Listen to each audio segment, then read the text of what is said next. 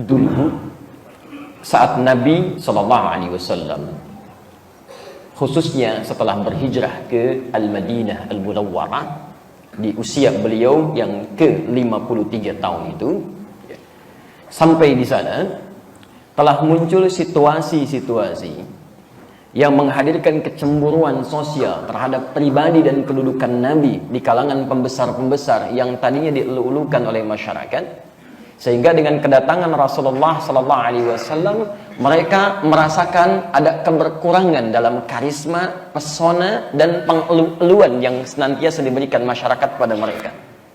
Walaupun di sisi yang lain Nabi selalu berusaha mengangkat mereka agar derajatnya tidak turun dalam pandangan masyarakat. Inilah hebatnya Rasulullah SAW dengan sifat mulianya. Begitu datang di satu tempat, disentuh oleh beliau tokoh-tokohnya, diangkat, disampaikan kepada masyarakat supaya tidak berkurang karismanya. Hanya karena iman belum melekat pada tokoh-tokoh ini, mohon maaf, orientasi dunianya masih kencang, yang dicari cuma popularitas saja, sehingga dengan itu merasakan kegoncangan-kegoncangan luar biasa, merasa popularitasnya mulai turun. Akhirnya mereka berusaha mencari cara-cara bagaimana sekdianya Rasulullah SAW bisa turun popularitasnya, mereka naik kembali, bahkan kalau dimungkinkan, mohon maaf, lenyaplah Muhammad SAW dalam kehidupan di Madinah ini. Di antara sekian cara yang pernah dibangun oleh mereka, ada cara yang paling sederhana, sampai cara yang paling provokatif, bahkan sampai ke rencana pembunuhan, Pak. Sampai pembelotan, bahkan nanti turun Al-Maidah 51 yang pernah kita bahas itu. Di antara cara-cara yang mereka sampaikan, salah satunya adalah menebarkan isu-isu yang tidak benar terkait kehidupan Nabi sebagai pribadi atau bahkan kehidupan keluarga Nabi SAW. Pernah satu ketika Sayyidah Aisyah radhiyallahu taala anha, ketika Nabi tegar mulai diprovokasi oleh mereka dengan isu-isu yang tidak baik, maka tuduhan mulai diarahkan kepada bagian dari keluarganya. Sayyidah Aisyah pernah dituduh selingkuh oleh mereka. Dalam satu perjalanan Rasulullah SAW, singkat cerita, pernah singgah di satu tempat untuk istirahat.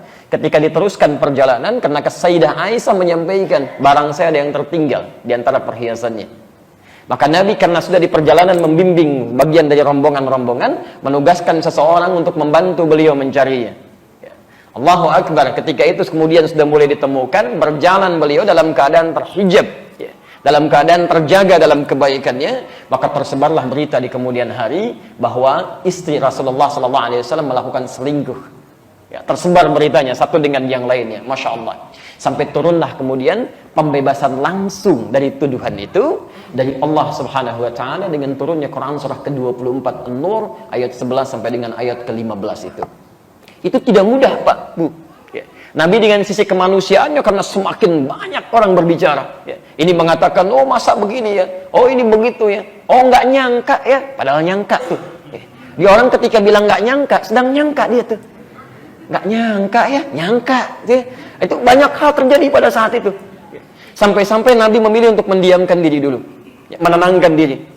Beliau sadar Aisyah itu orang baik, perempuan suci, perempuan terjaga. Tapi kalau nabinya defense dengan sekaligus, itu akan bertentangan langsung dengan umatnya. Itu tidak mudah, Pak, isunya.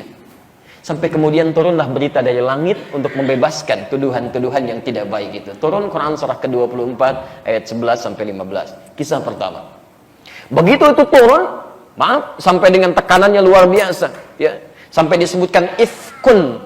Ifkun itu kalau dalam bahasa tuduhan, dalam istilah orang Arab, itu tuduhan yang sudah luar biasa kejam itu. Ya. Innal ladzina ja'u bil ifki, sungguh orang-orang yang datang dengan tuduhan yang sangat kejam itu, yang tidak pernah dilakukan oleh seseorang, itu dosanya tidak mudah. Tapi apakah berhenti sampai di situ? Tidak. Muncul isu lain lagi, muncul isu lain lagi. Dan di antara tokoh yang paling populer menebarkan isu itu, bahkan diungkapkan dalam sejarah, dikenal dengan Abdullah bin Ubay bin Salul. Banyak ayat turun tentang orang ini, yang bahkan disebut dengan Abul Munafiqin, bapaknya orang-orang munafik sampai dengan hari kiamat. Ya. Allahu Akbar. Bapak Ibu sekalian, tidak cukup dengan keluarga Nabi. Begitu selesai peristiwa ini, kemudian ditebarkan kembali. Muhammad cuma tebar pesona saja, ngumpulkan kita di masjid, sementara dia hanya ingin mengumpulkan orang-orang untuk taat kepadanya, merubah tatanan kehidupan kita. Apa yang terjadi? Ini yang mesti Anda capai, ya. Garis bawah ini. Ternyata pembuat berita-berita hoaks ini, ya, maaf, kalau bukan orang beriman, gak usah dipikirin. karena nggak punya iman.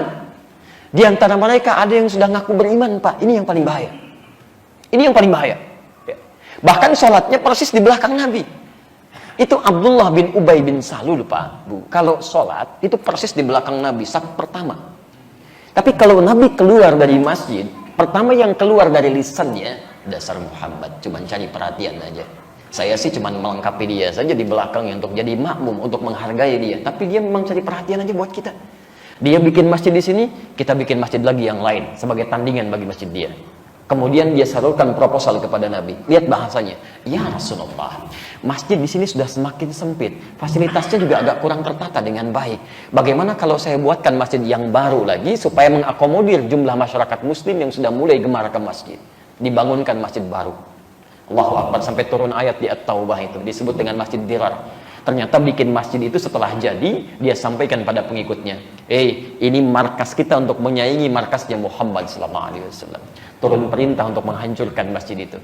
Teman-teman tahu, kalau Anda jalan-jalan ke Madinah, saya sarankan saat umrah, Anda bisa singgah ke lokasi ini. Sampai sekarang, itu ada pedagang arang di sekitarnya, Pak. Pedagang arang. Kalau ditanyakan, kerabat kami pernah tanyakan, dari mana asal arang ini? Allahu Akbar, ditunjukkan persis di lokasi masjid yang pernah dibakar itu 15 abad yang lalu. Ya, sampai hari ini selalu ngambilnya dari sana, dari sana, dari sana. Anda bisa bayangkan dampak berita yang tidak baik disampaikan oleh orang munafik, diabadikan oleh Allah untuk memberikan pesan bahwa ini sangat berbahaya sifat seperti ini. Tidak cukup sampai di sini. Begitu dihancurkan, dihasut lagi pada peristiwa Al-Maidah 51 yang pernah saya sampaikan dulu. Tapi bagaimana sikap Nabi? Masya Allah.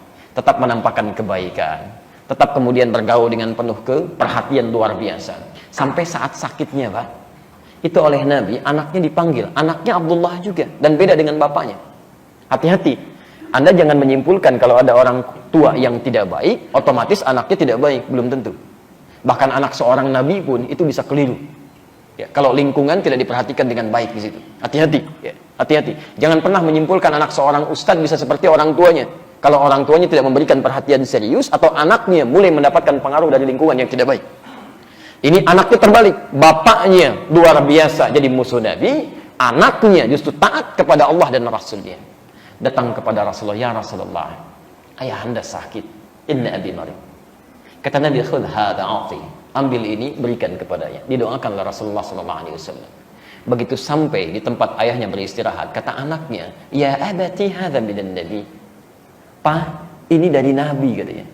Diambil oleh orang ini, dilemparkan. Siapa itu Muhammad? Cuma cari perhatian saja, katanya. Tapi apakah sikap Nabi berubah? Tidak. Sampai saat sekaratnya, Nabi tetap datang dengan para sahabat-sahabat kibar. Ada Abu Bakar As-Siddiq, ada Umar bin Khattab, ada Uthman bin Affan. Dijenguk gitu. Antum tahu apa yang terjadi? Dalam keadaan sekaratnya, masih menampakkan keadaan-keadaan yang sangat luar biasa mencari perhatiannya. Dia katakan, ya Rasulullah, saya ini sudah di ujung penantian hidup saya. Mohon berikan kesempatan supaya saya wafat menggunakan jubah terluar anda itu. Masih narik perhatian juga. Itu Umar saking gemesnya sudah pegang pedangnya begini. Ya Rasulullah, mohon izinkan pada saya untuk memisahkan kepala dari badannya. Umar, ya, Masya Allah, ketegasannya tidak kira-kira di situ. Perhatikan kalimat Nabi, tidak ya Umar, fakat jubah. Tidak, ini cuma pakaian luar saja. Diberikan. Ini menandakan bahwa yang melekat pada Nabi tidak harus dikultuskan. Jelas ya?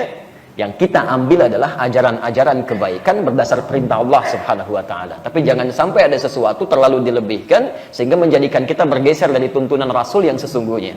Jelas di sini?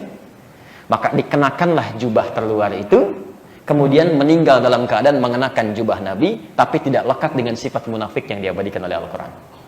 Abdullah bin Ubay bin Salul, hidupnya begitu menyusahkan, wafatnya sangat kolokan.